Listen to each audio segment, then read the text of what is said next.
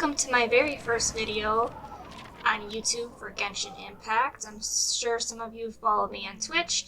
Today we're going to go over how to make your Qiqi immortal. Yes, immortal, like she will not die.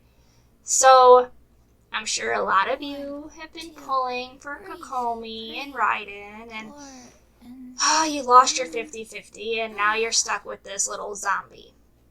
Well, she's actually quite useful.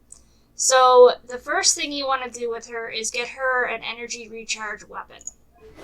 We want to make sure her energy recharge sits above 200%. So looking at my stats, we have 216%, and her artifacts are still not maxed.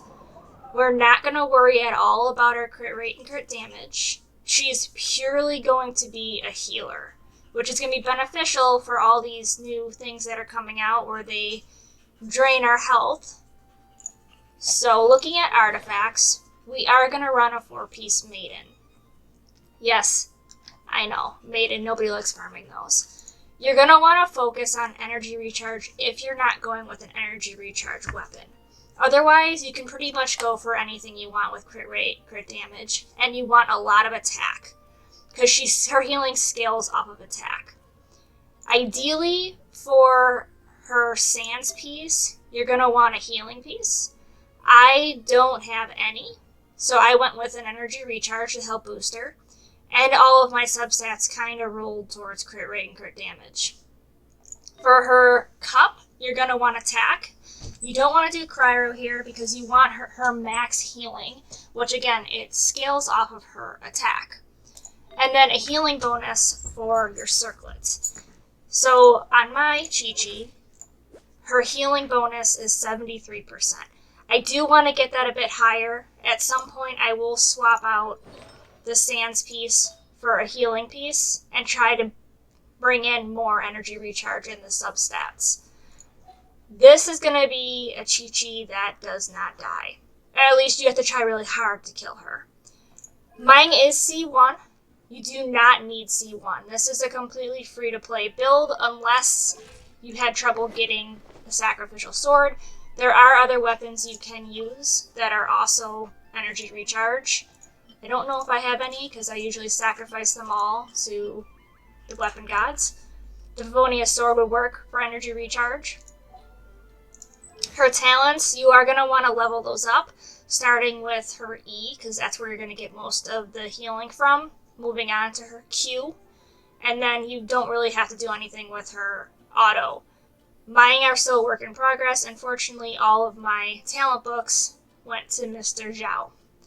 So she's kind of sitting across the 5 board for now until we can get Zhao finished, and then we'll work on her talents. But yeah, really focus on energy recharge and healing. Let me show you guys what an Immortal Qiqi looks like. So here we're going to fight Mr. Dragon Dude. He's going to yawn and spit at us. And we're just going to use our E. We're just going to let him hit us. Wow.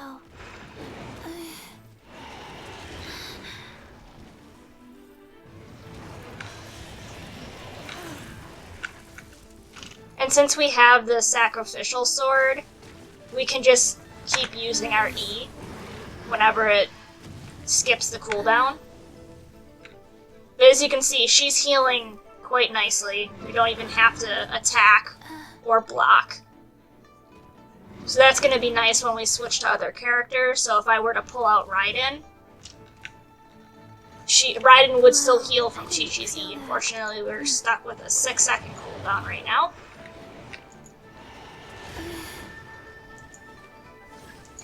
So we're gonna pull out our E again, and now we can just let our main character just hammer the enemy. Opening box of Adepti tricks. This is order.